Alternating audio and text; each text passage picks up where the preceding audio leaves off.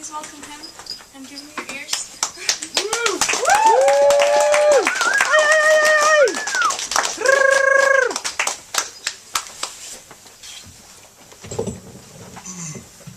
Thanks, Anna. Thanks, Lungful. This is really something. So I'm gonna read before I start crying with gratitude and embarrassment and all that. So, Humphrey Bogart died for your sins. A sky the color of duct tape, the riddle of presents, one guy with food falling on his shoes, one guy pulling silver out of his mouth, where the sidewalk ends in this land of no intermission. Gray popcorn on the floor's firmament, he makes a deputy of vice and a colleague of dead time.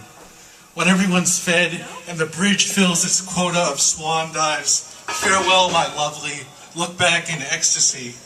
Humphrey Bogart died for your sins after a magistrate's breakfast, 6 waffles and loose teeth. A report is just a straitjacket holding together the ellipses, a ladder made of understatement.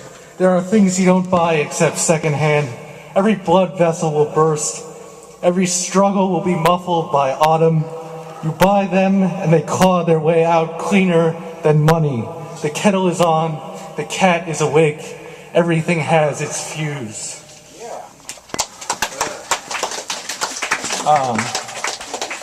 This was inspired by, I was walking down the street and a man was just gazing raptly at this lingerie storefront display, unmoving, and so this poem is about him. I want my poems to be in GQ next to the cologne samples. Just because I picture you in your underwear doesn't mean I miss you. I look at him, standing immovable, gazing at the lingerie display on University Place. The mannequins are quiet as the moon. The moon is naked tonight, or wearing sheer clouds and a garter belt made of stars. The man gazes as if, for a few seconds, he has glimpsed an aspect of the divine. Is he in front of Bernard's nudes, or is he in Notre Dame staring at the apse? When I walk back up the street, after stopping at the deli for a roast beef sandwich, he is gone. I stand in front of the mannequins, look at the underwear on display, and think of everything I have lost. The street is empty. It's really the only place to think.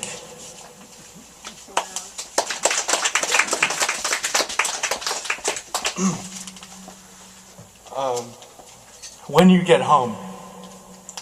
The only time I felt close to you was when I fell off the roof of your house. I'm nothing if not history's unsung spy, and the things I found in your garage are like the things you found in my heart. When you get home, check your answering machine messages and check your phone bill. Somewhere in between will be the truth about us. Ignore all the telephone calls to China.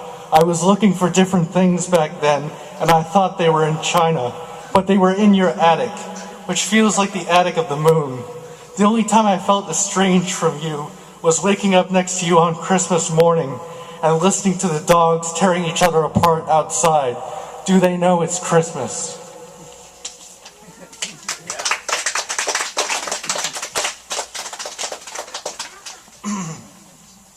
Track fires. I dreamt I met the king of the subway. Every word I said was a hydrangea laced with morphine, and he picked them up and used them as scepters and banished the rats. The king of the subway had a beard that flowed and parted like the Red Sea, and his kingdom was the subway, and we crawled through the tunnels of the G train until we got to Hoyt's Schemerhorn, and then he baptized all the subway conductors on trash cans, and everyone threw litter into the air and onto the tracks, and we went from station to station, blessing all the commuters and throwing newspapers and sandwiches onto the tracks, and the city was lit up with track fires, and their shadows and heat played on the sidewalks, and people above ground saw them, and it was like Plato's cave in reverse, and the king of the subway and I danced around the track fires until we couldn't hold each other up, and I loved him so much, and we didn't hear the horrible sound of things falling apart.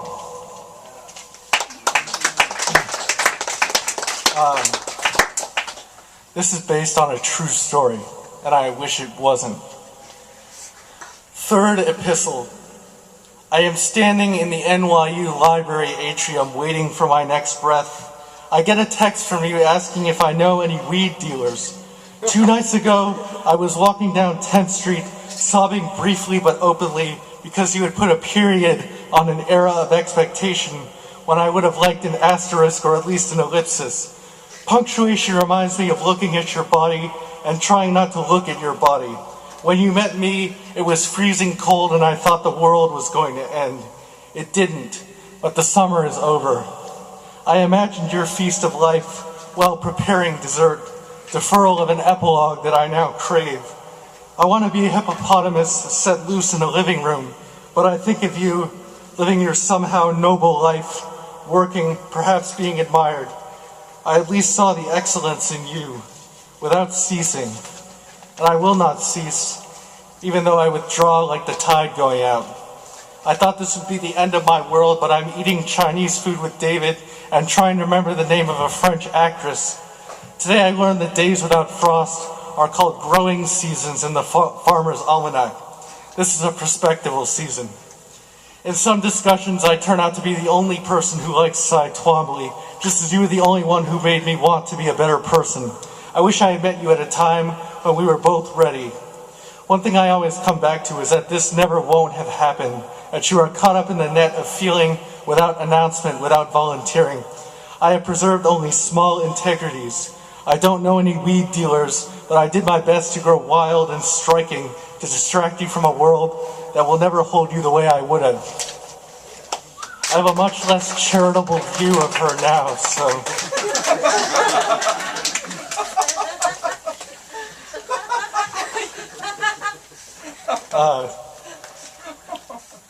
Into this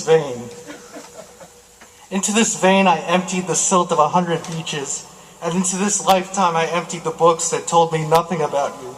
You hold a book upside down and squeeze the life out of it, and the ink comes out like sand, like the silt of 100 beaches, or like frizzy hair sprouting from a head that I loved until love bent me like a river.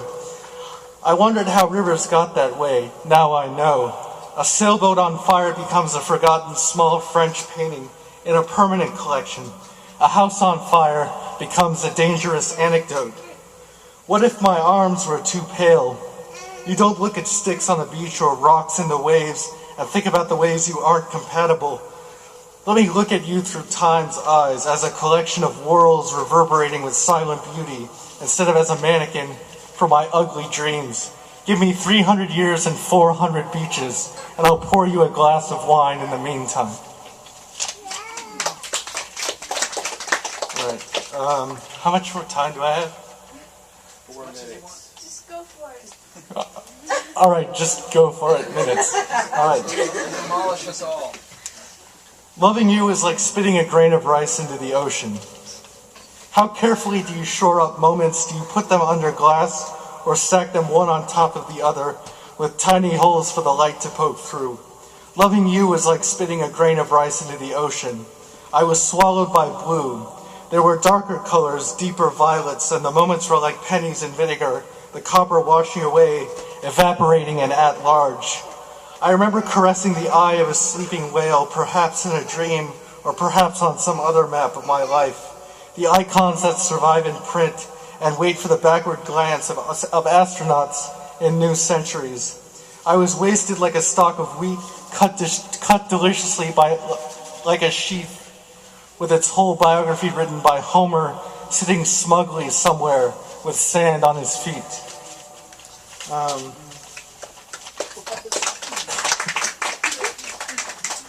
That's a good reaction.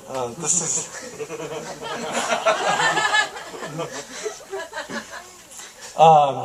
Because I can't bear to look at you, I write your name on the ceiling with the blood of the stars. I'm reading your copy of Heart of Darkness, and something in me refuses to stop where you have dog-eared a page. Soon I will be shedding my own skin, or just the parts that you have touched, the grips and folds where you become known to me. When I shed my skin, it will crawl off and make long-distance telephone calls. Soon I will cut all the cords of the phones in my house, the ones you twirled around your fingers while calling information for the name of your next lover. I will burn the house down, the one whose bricks we laid together the summer when we went through 10 gallons of beer a day. I will watch the bricks melt and run down the sidewalk and into the river, which I will tear from its banks. The river we swam naked in before sleeping in the cove. I will find the cove and use a big shovel and dig it up and fling the sand out into the universe. Then I will find a new river and a new book, and I will carry whole hunks of your hair in my fists, and I will wear your dresses, and I will throw stones at the moon you looked at 700,000 times, and it won't be good enough, but it will help me sleep a little. And I'll end with this, and it's called Unpleasant, which hopefully this hasn't been unpleasant.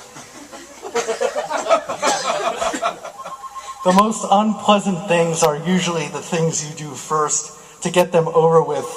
Karaoke, fucking, and milk duds are usually things people save for after they've done the unpleasant things, like testifying before Congress or getting your kneecaps broken. However, they can be unpleasant too.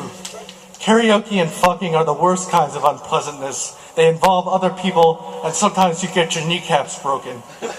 Everyone fucks except the Pope in certain hopeless cases. Not everyone performs karaoke, although almost everyone lives in a house that someone has lived in before, a sort of karaoke. Sometimes you can be sitting at home, and unpleasantness can arrive unannounced in the form of a threatening letter or blow dart. When unpleasant things occur, some people like to repeat certain sentences to themselves over and over. This is also what spies do. They say things like, "In Dubrovnik, the clouds are sagging with the heat." Grim acknowledgement of the unpleasant work they do and the unpleasant things that happen to them. Some people say "I love you" to each other in grim acknowledgement of the unpleasantness that is surely coming. Thanks.